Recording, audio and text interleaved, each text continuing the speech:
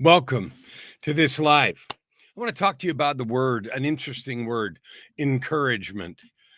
Um, it might mean different thing. Of course, it means different things to different people. Your opportunity to create meaning from any word is your own, and you do, and you have. Now, I've got behind me this picture. This is a beautiful picture of a street, not where Joy and I live right now, but the house before this. It's in Edmonton, Alberta, in the frozen north. And you might think, what the heck? That's in the frozen north. And the answer is yes, it is. It's in Edmonton, Alberta. And this is what it looks like in the summertime. Isn't that gorgeous? I'm adjusting volume here. That's gorgeous, isn't it? And that is the street where we live. And you just look down it, and the canopy of trees hangs over. And the streets are actually, it's an old part of town. And so when there's cars parked on both sides like that, it's difficult to drive two cars, right? You have to kind of pull in and let people by. But it's a residential area, and so that's okay. What does this have to do with encouragement? Well, if you go over there right now and stand in that same place where I took this picture, there's nothing at all that looks like this. The trees are bare. It looks cold. It feels cold. And today is a beautiful day. Spring is just a few days away, and it's starting to act like it. It really is starting to act like it.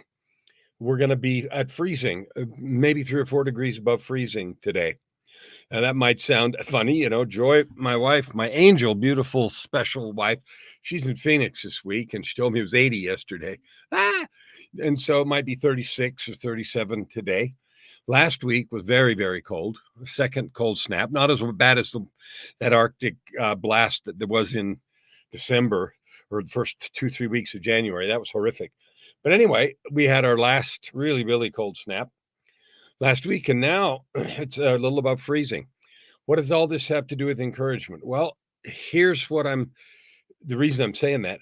This change takes place every single year, from freezing cold to beautiful, beautiful weather. Things grow quickly, flowers grow quickly, the lawns grow voraciously and furiously, and things grow. And what is the thing that causes that to happen?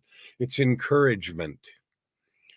Now, this is a different kind of encouragement, because if you're thinking about encouragement, you might be thinking of someone cheering you on, or someone reminding you that you can do something, or your partner showing up, or teammates showing up at an event if you play hockey, if you're in Canada, or something else, right?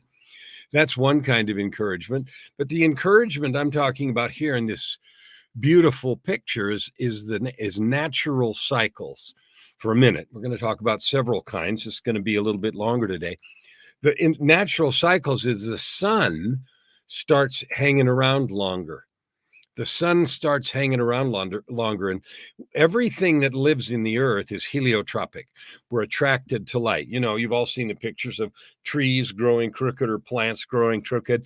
We had a big cactus in our yard in Phoenix, and one of those great big, super heavy earthen pots, big ones, and it grew, and then it grew crooked because it was under the back patio porch, or under the overhang just a little bit. So it grew crooked to get more sunlight. Every living element on the earth is heliotropic, attracted to sunlight. So when days get longer, the plants all see that as encouragement. It's encouragement to breathe new life. And spring is going to start here in a few days. What is today? Today's the 14th, so a week from now, springtime. And we're already seeing the signs. No leaves and no birdies yet, but we're seeing longer days, and that longer sunshine causes plants to grow. So that's natural encouragement. In addition to that, the temperature starts to moderate. The temperature starts to moderate, and that means that plants can grow better because it's not so cold. And so in nature, that kind of encouragement comes from how the weather is, and, the precipitation, whether there's not enough water, and everything else. Right now, I want to talk about spiritual encouragement. I'm a coach, that. My whole life, I don't do coaching so that I can have fun on the weekends. I have chosen a lifestyle where everything I do is part of the people encouragement business, which is the business that I'm in. A good friend of mine, Eric Lofholm, posts regularly a saying that I don't know if he invented it, but I love him for saying it. And it says people need encouragement more than they need advice. I just love that saying. You know why? Because it's not only is it true, but it is so powerful. How many times have you received advice that you just ignore completely, either because they didn't understand what you needed, they missed the mark, they were misreading you because what you really needed was a hug, virtually or actually. And so whatever advice they gave you is like completely useless and missed the mark. Encouragement is a choice to give hope to someone, to paint a future picture of possibility. Now, I want to talk today in the context of encouragement and possibility. Do you have any idea what you're really capable of? I doubt it. I doubt it. I will say almost never have I met someone and had a chance to talk to them who truly has a sense of their own value and possibility. We all diminish it and play small, is the buzzword in the personal development world. We play small. Why do we do that? Because we're afraid. We've been beat down. We've learned to play small. We've learned to hide our light. We've learned to be, embarrassed or withhold or whatever the description is. And you know what's interesting? You can see it. There's even been experiments about plants growing where people say kind and loving things to plants and they grow differently when someone is cold, when there's no such encouragement. So encouragement isn't just an idea. Encouragement is a visceral, monstrously big, and I don't mean monstrous in a bad way, gigantic, powerful thing that you can have anytime you want it. What does that mean? Well, you may live in a circumstance right now where you don't have someone who regularly encourages you. I don't know. I talk to people, their spouse doesn't encourage them or their partner, or they're alone. Their family doesn't believe in them and they don't have that experience of encouragement. So if encouragement is not available to them because it doesn't come from the normal circumstances, then you would say, okay, good, they're doomed to failure because they got no encouragement. Well, that's not true, because you and I both know people and know of people who have created staggering outcomes when against all kinds of odds, the against all odds kind of thing. So let's talk about where to get encouragement. But before we launch into where to get it, I want to remind you of how important it is. Encouragement is like the exact nutrition. You're craving a pizza and you have a pizza slice and you feel so good. You're craving sleep. You're so tired and you get sleep and you look at your Fitbit in the morning and you have a 90 sleep score and you knew it already because you're feeling refreshed and good and you just can't wait to get moving. That's encouragement. You are tentative about something, and maybe you're doing a presentation and someone right at the beginning of your presentation says, that's really good. I'm really excited to hear what you have to say today. Please, I'm just dying to hear you. All of a sudden, the way you feel about the presentation you're giving or anything just completely changes. Wow. And that encouragement is a tangible energy exchange. And good encouragement comes from love. Now, we've defined love before. Love is a choice to use your resources, your spiritual, your physical, your emotional, your mental resources to bless someone, to lift them, to hold them up, right? Most of the time, most people, and just look around you, you know this, we go into situations where we're thinking, what's in it for me? WIIFM. What's in it for me? I was talking to somebody who's a counselor at a college, I met them a few months ago, and they were telling me something interesting. The college sponsored networking events near the end of the school year for seniors that were graduating. And they invited alum from the university to come and meet them. And, it was an evening of a bit of socializing and mostly networking. And she was telling me that it is not unusual for graduating seniors to ask who's coming and then judging it to be inadequate, saying, well, there's nobody there that's interested in my field, I'm not coming. Talk about myopic, talk about an inability to see. They're saying is, what's in it for me? I can't directly see a connection that will lead to a job, that will lead to cash, that will lead to my coolness, so I'm not going. And they have completely missed the point that rubbing shoulders and having conversations with people that were just like you a few years ago, who have successfully transitioned into the world, gotten jobs, created careers, are making a difference and doing something, albeit in a different field, is so powerful and valuable. Do you know that there's documented cases of people dying essentially of loneliness, lack of encouragement, lack of support? I know people commit suicide for that reason. So the importance of encouragement cannot be overstated. And you can agree with me or disagree with me. I don't even care. The importance of encouragement cannot be overstated. Real encouragement founded on love. So now that we know how massively important encouragement is, let's talk for a minute about how to get it. How do you get encouragement?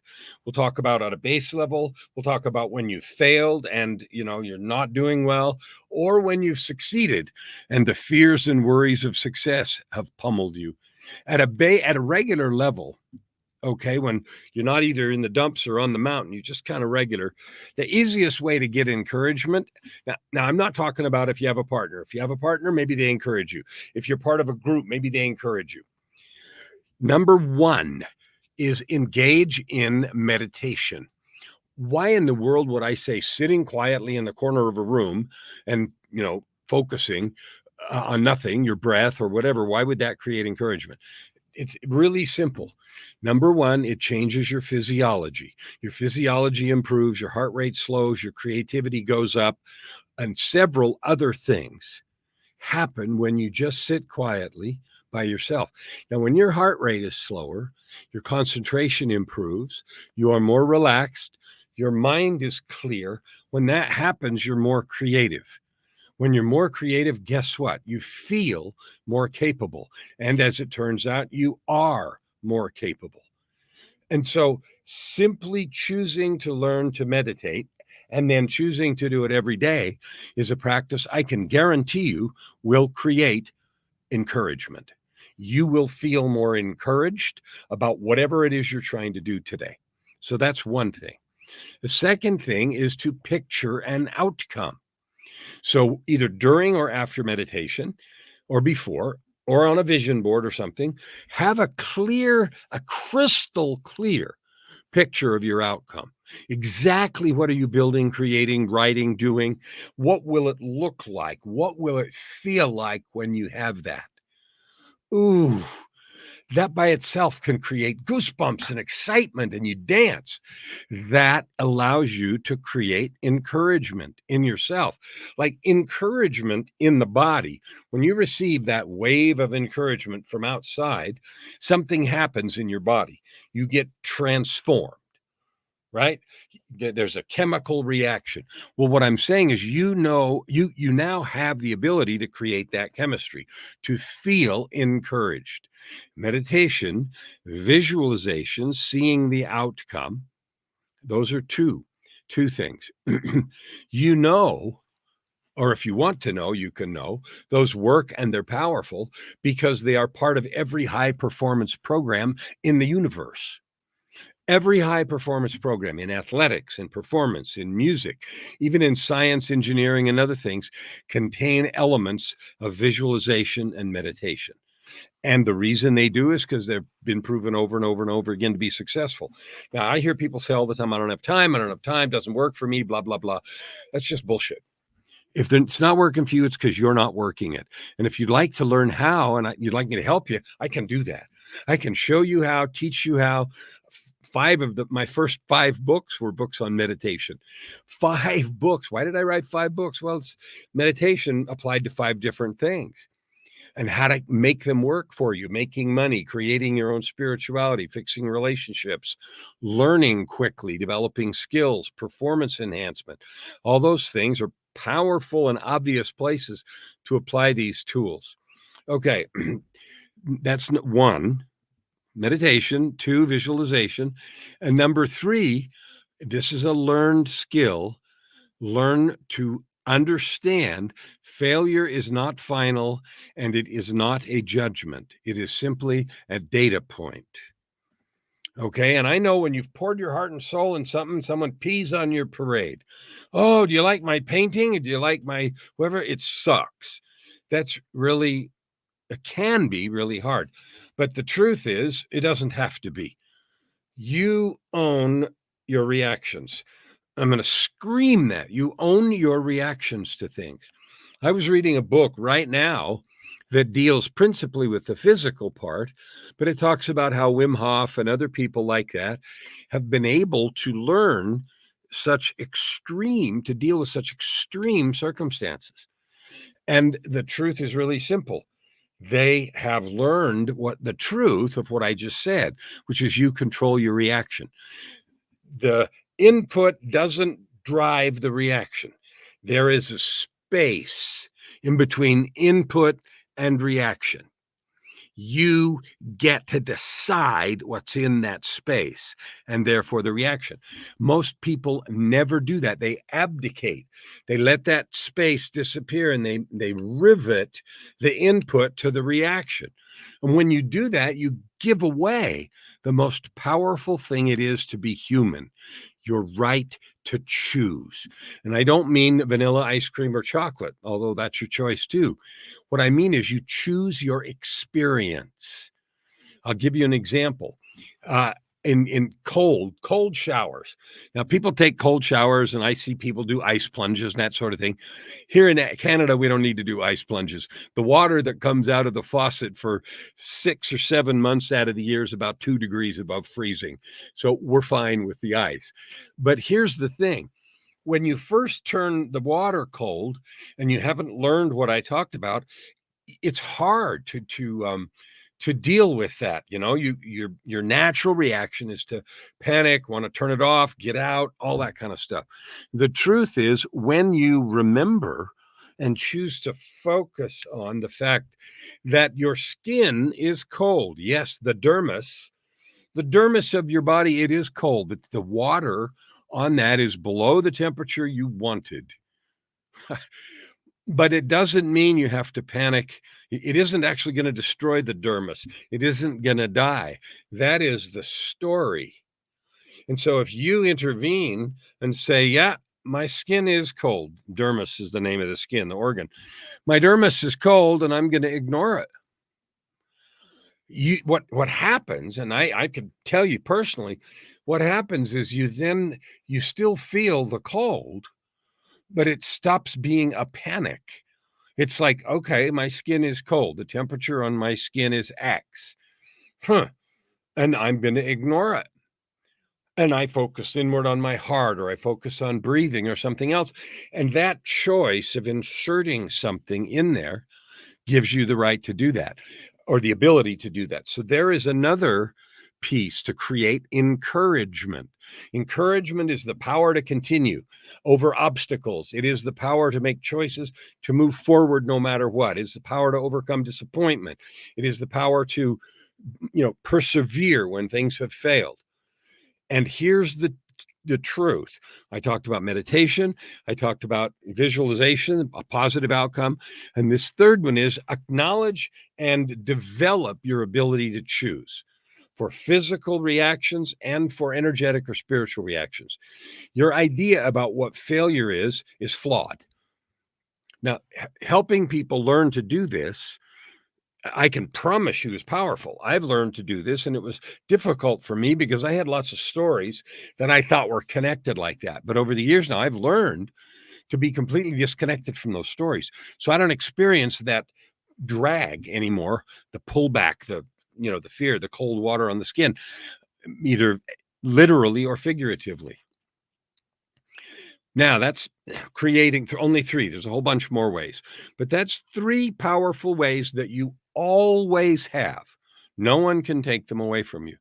Now, in addition, you can cultivate relationships that are encouraging. You can create partnerships and all kinds of external sources of encouragement.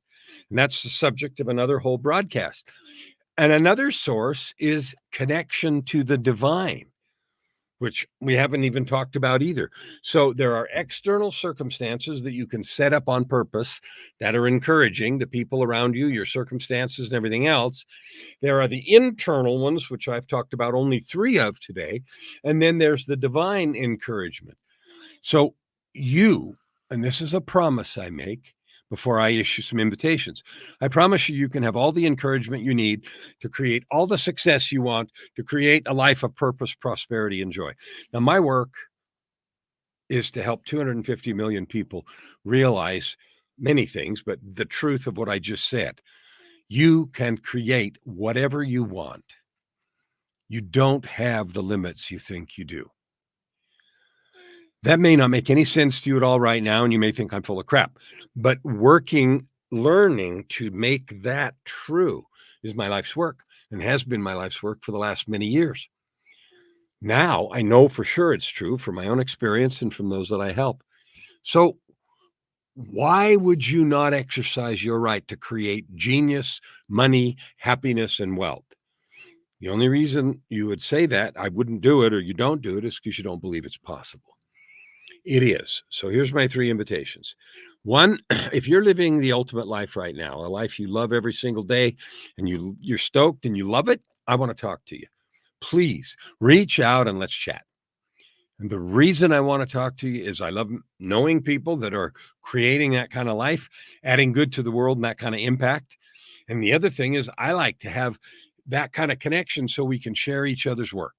I've got plenty of places, podcasts and live radio shows and everything else to share your work if you want to. So that's the first invitation. The second invitation is if you're not living your ultimate life right now, I invite you to reach out and let's talk.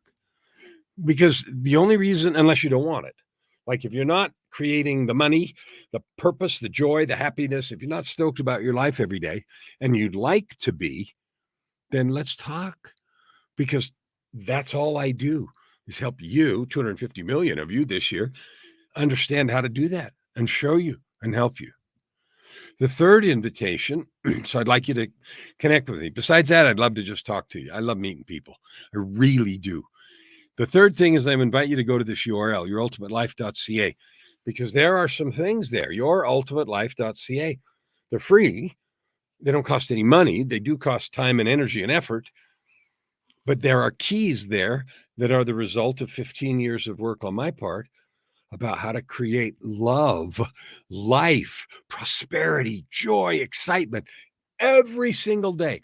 And then, like this beautiful street behind me that blossoms and grows in the summer here in Edmonton, not like this now because it's frozen now, but your life can look just like you dream.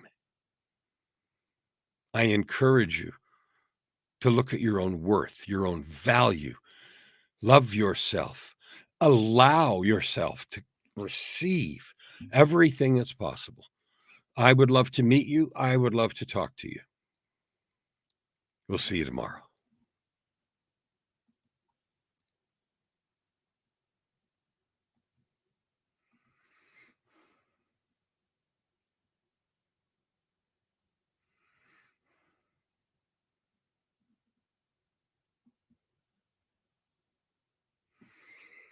Hmm.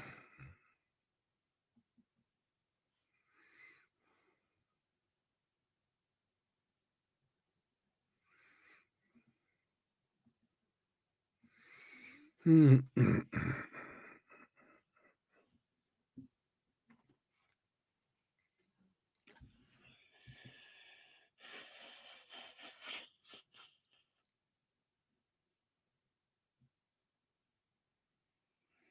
Yeah.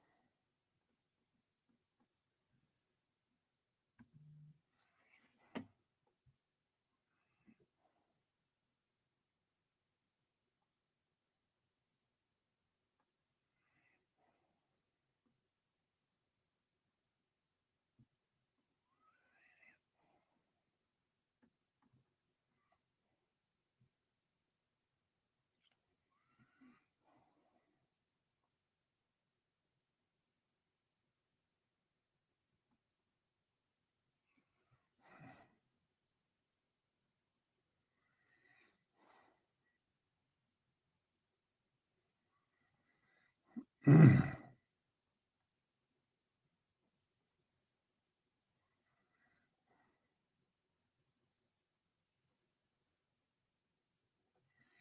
100%. There's nothing there I don't want.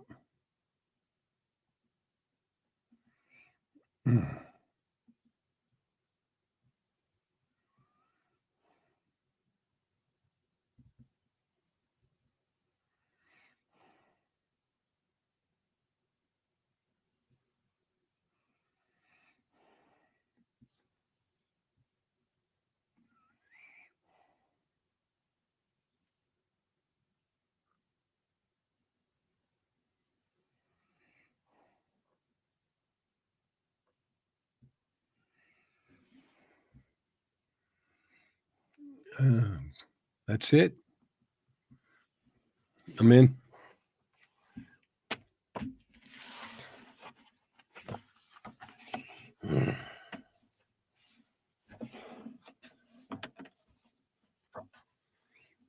How to be alive.